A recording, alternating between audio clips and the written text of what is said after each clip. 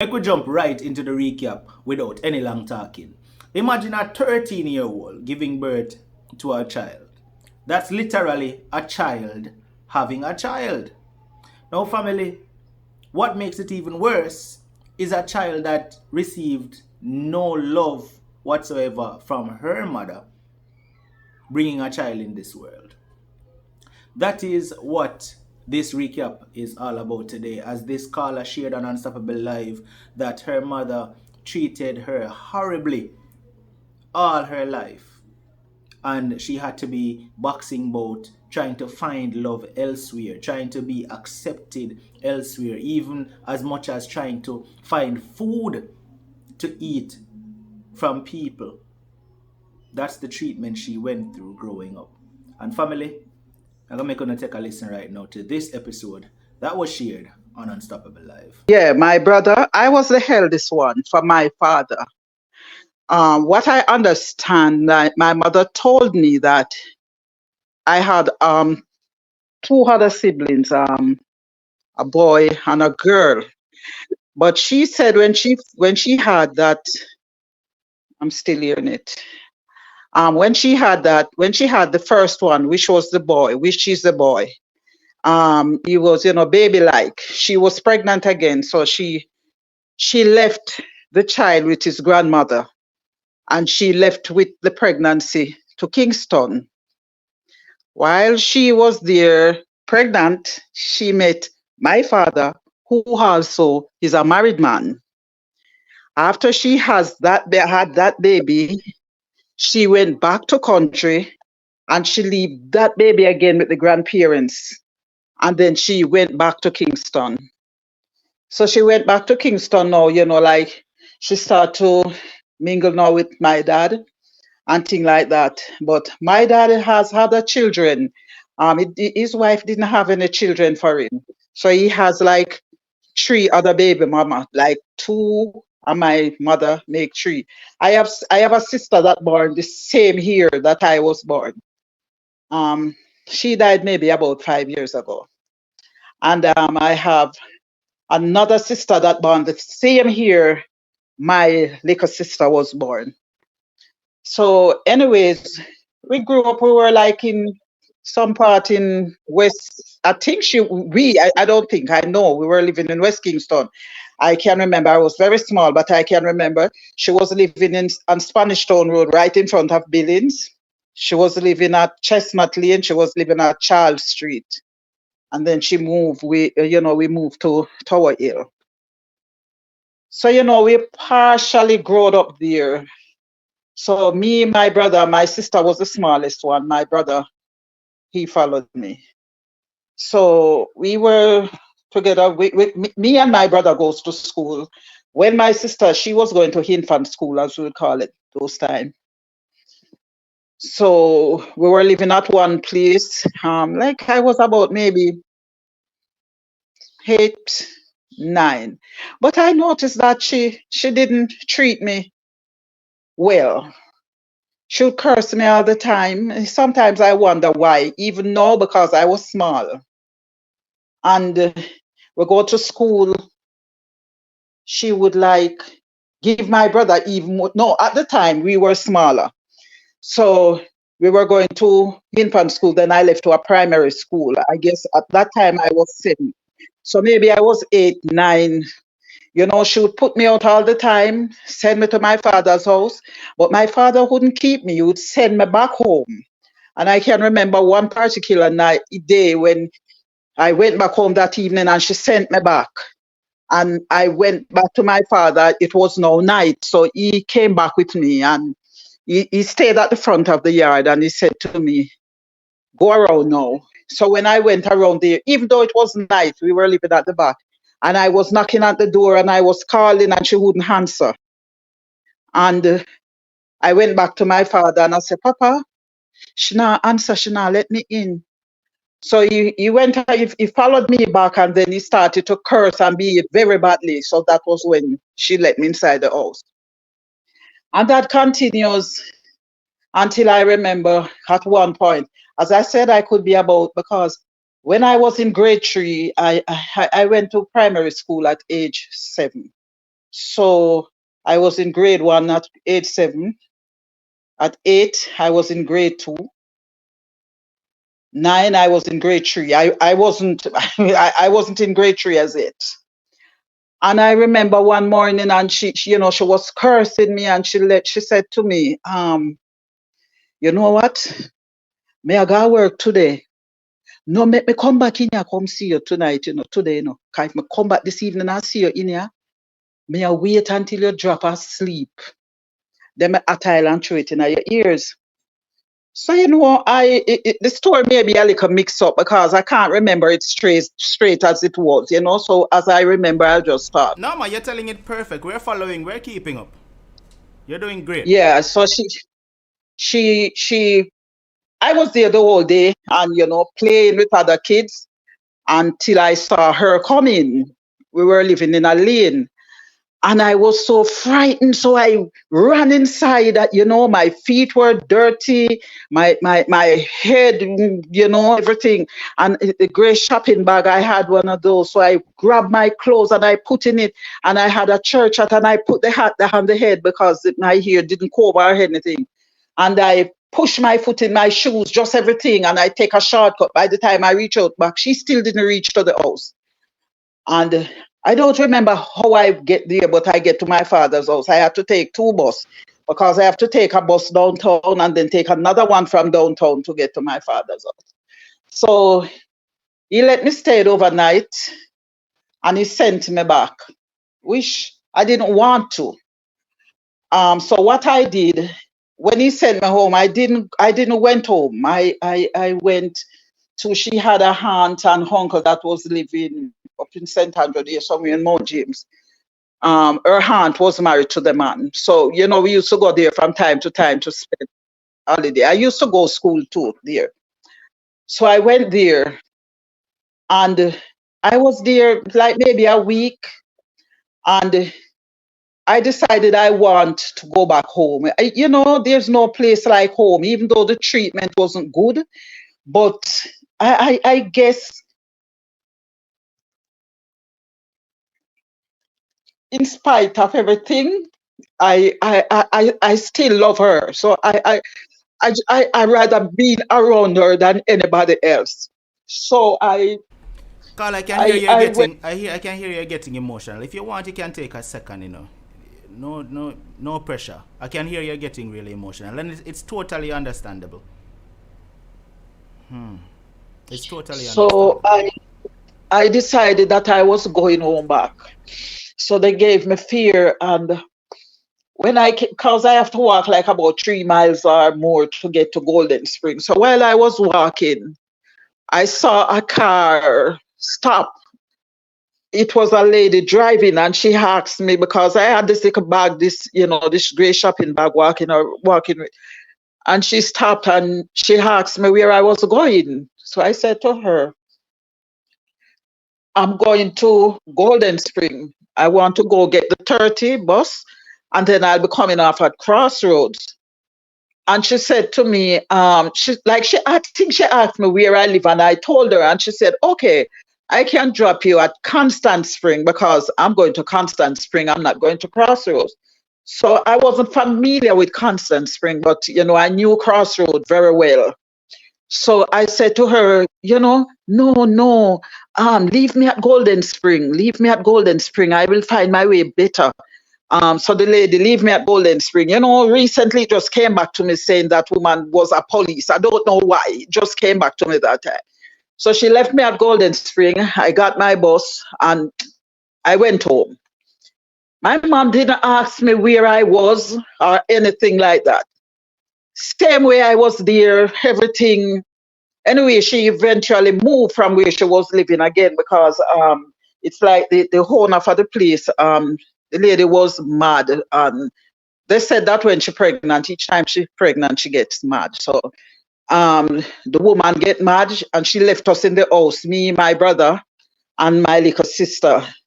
So we moved the things. There wasn't much to move or heavy stuff like that. But I remember we move up the bed spring and the bed head and foot. Those times was like panel bed and thing like that. and somebody else come and move out other stuff that was there. So we went to another in the same area. We went to in another lane and was living there and thing. But I noticed now she would give my brother, like we're going to school, I would get like, if she give me 15 cents for my lunch money, she give my brother 20.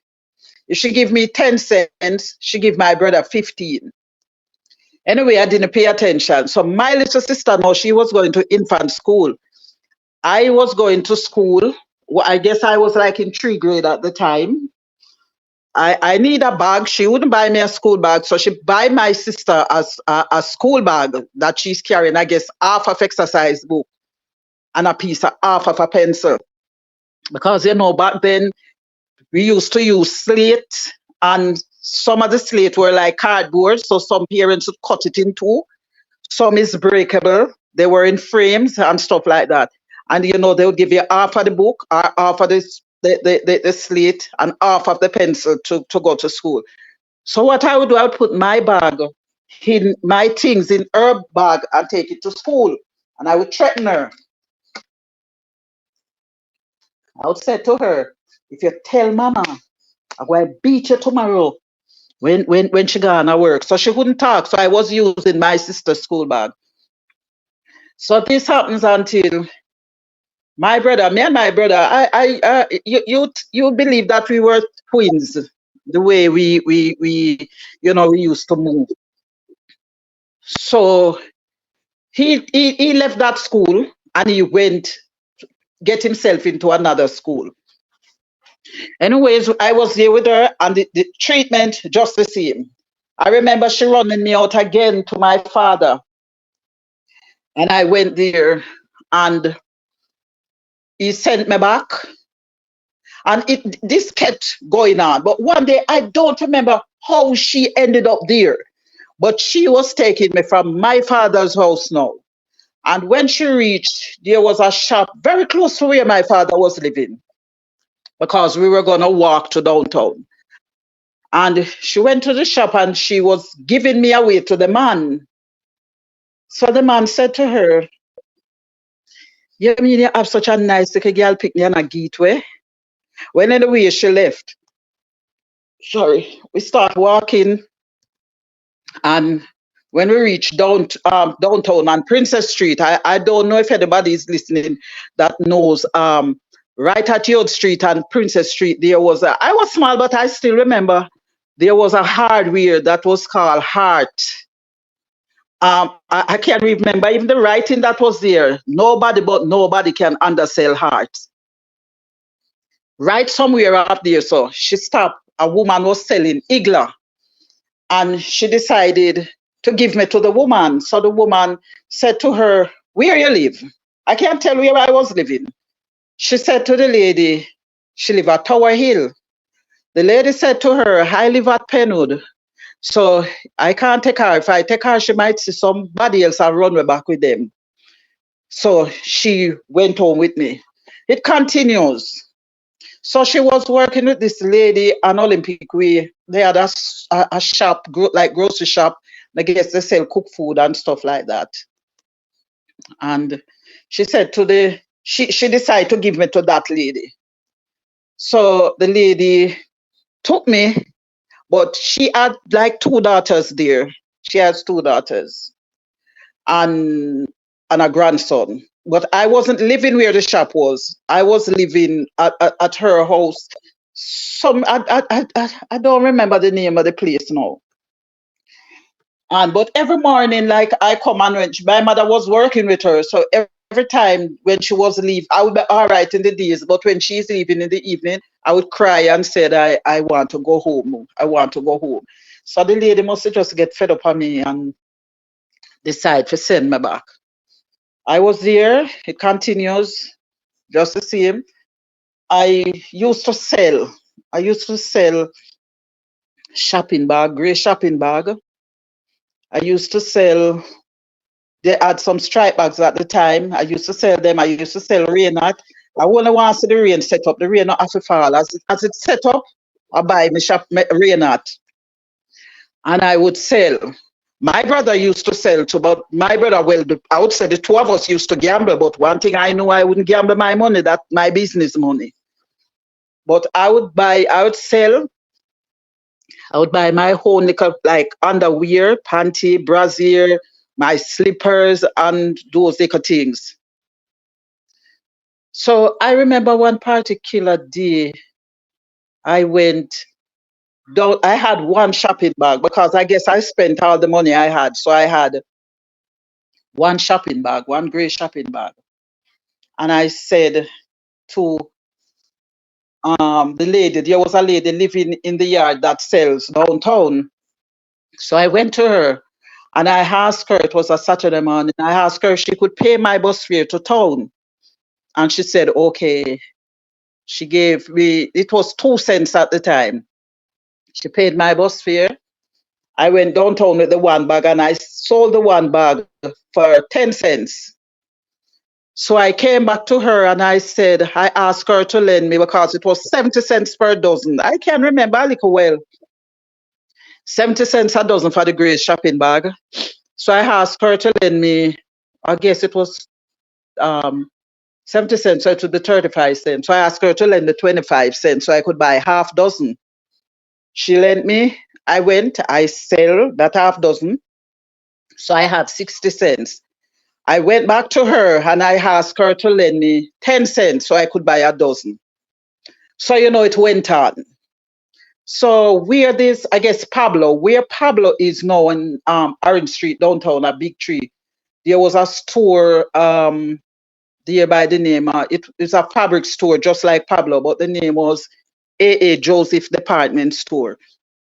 So, people would be going in and out and I would stand there, and push up my bag and, shopping bag, they would buy from me and things. Sometimes I would be at King Street, Woolworth, Times Store. But back then, the police didn't want anybody selling on, on King Street. So I didn't know the police then because the police were wearing plain clothes. Several times they hold on to me. But I guess because they said that I was small, they just let me go and tell me not to sell around there because they would carry the people into like city center. So I remember one particular Saturday I buy and I had the stripe bags and I have my shopping bag and I had money. And I stand up there and I saw my mother came to me and she said, where you do with your brother money? She called him name. Where your brother money there? And me say, A lot of me the no viewers know. asking, a lot of the viewers asking how old. I know you mentioned your age already, but some of them I probably was didn't hear like, you. maybe I could be about 10. Yeah. So at the time while you were selling, you was around 10. Yeah, I was about 10. Okay. And she said to me, she called my brother name and asked, where money there? And I said to her, I said, me no know. She said, me thief him $2. Me said, no, me not take no money for him. She said, I'm having $2 for come at town, come buy things to sell. And me thief it. So me said, no, me not thief him money. She said, where you get so much bag? A one shopping bag you left with this morning, where you get so much bag? So me start tell her my history now, or me borrow from the lady, me her soul rest in peace, because that lady died now. Saying, oh, I borrowed from that lady and whatever.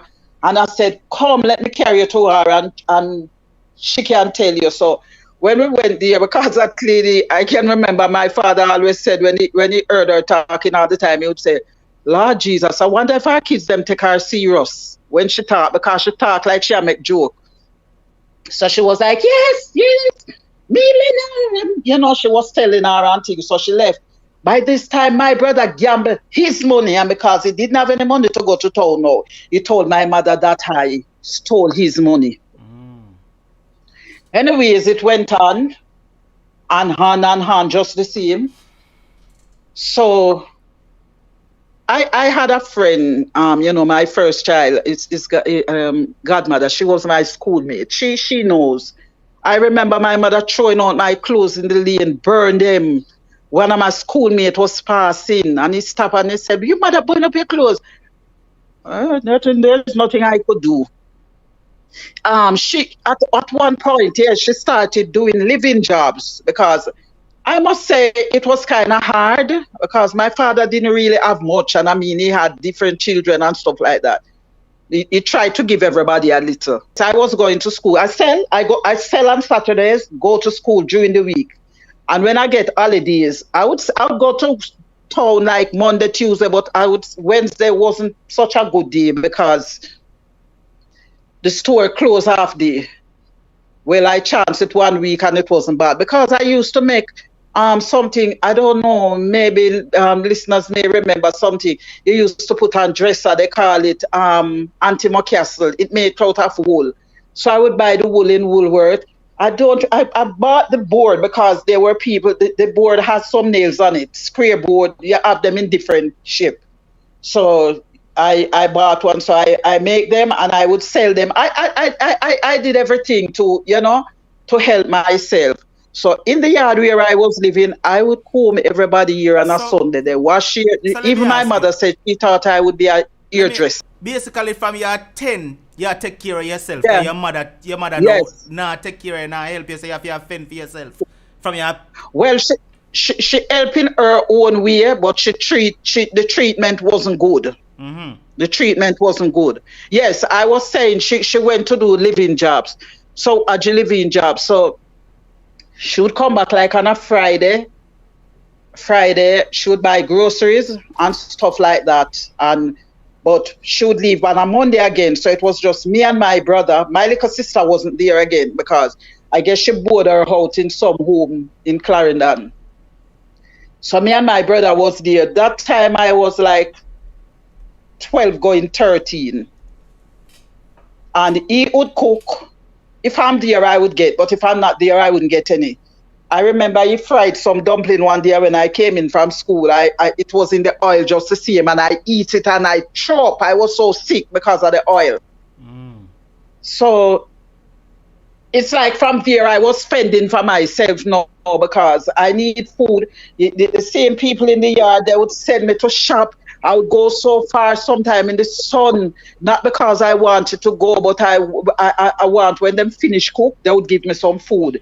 I was afraid if I didn't go, I wouldn't get any food. So, I had this like a boyfriend now, and he was living in the lane, not very far from where we were living. You're a little bit older though. 12, yeah. Not like that was much of a difference. Me I fend for myself. But he would give me things, sometimes even lunch money sometimes. And sometimes if you give me 50 cents, I can't done it. Well, because this was it's like a lot of money. This was an adult? He was maybe, let me see, because at the end of it, I was married to him after, I guess he's about 3 years older than I am. Okay. Yeah. So he would give me, I remember one time they killed a hog and he was saying to me, oh, he could give me meat. And I said, no, I can't carry the meat there because my mother will ask me when we get it. So I didn't take it. So, he would give me a pen, would give me a 50 cent or a 20 cent, and things like that. So he left. So when I was 30 now, he went to the country, maybe where he was first. So when I was 30 now and I was there just the same, things was sticky, things was hard, I wasn't selling downtown anymore. I was just, so I met this other young boy now. He was like, I guess, yeah, when I was 13, he was 17. And we start talking. So, Babs now I got try a little thing. And things went bad. But I have an idea because my mother didn't really explain anything much to me. She said to me when I started seeing my period, I saw it when I was 12. And she said, no go to no man, because if you go to no man, you go breed. That's all was said to me. So after I missed my period now, I was like start thinking now, says, I wasn't thinking of anything. I tell you the truth, because I don't know. I just don't know. So one day, she came to she came home.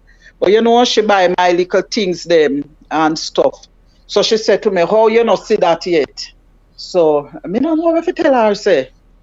So she said, you go to any man? So me say, yeah. So she say, so who? Who? So I said, you know where him live, you know him name? So I tell her him name, and I tell her where him live. So we went, she wait until my father came now, so she tell my father, because he wasn't living with us, because he was living with his wife. So he wasn't living with us. And we went there, and the lady and her husband, she said that they are not his parents. His parents is in Canada. So they board him out with them. So she said that he told me that he was training for police, and the lady was saying the same thing, that he was training for police. Anyways, he would come and call me and go somewhere, go sit down and talk. So one night while I was there, I saw her present herself. I don't know what she know. So she came and she said, because after I get pregnant, now she stopped work. So she said, she come and she said, she was talking. I don't remember quite well what she was saying now. And she said, you know what? She pregnant already. So you might as well come at the yard instead of on the street side.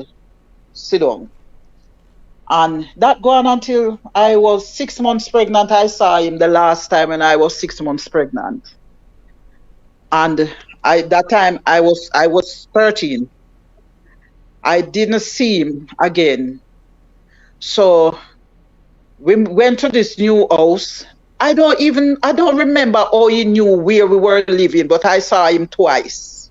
And then I didn't see him again. So I had baby now that year.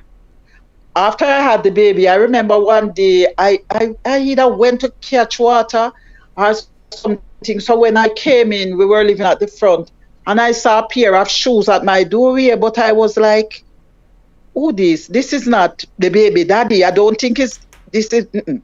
So anyways, I went, put down the water in the kitchen, around the kitchen, because it was outside kitchen around the back. And when I came back, I went in the house. I saw now the one that I used to talk to before. So my brother said to me, he kept asking for me, and he told him where I live, and he said he wanted to come, so he brought him there. So, we were there talking, but that time I had the baby, and he left. Another day, I guess it was a Sunday, I was standing at my doorway, and I was looking out when I saw my baby father. And he called me. My mother was at the back washing, so I went around there. And no, I went to him, and he said to me, what kind of baby you have? And I said, boy. And he said to me, bring the baby, come let me see him.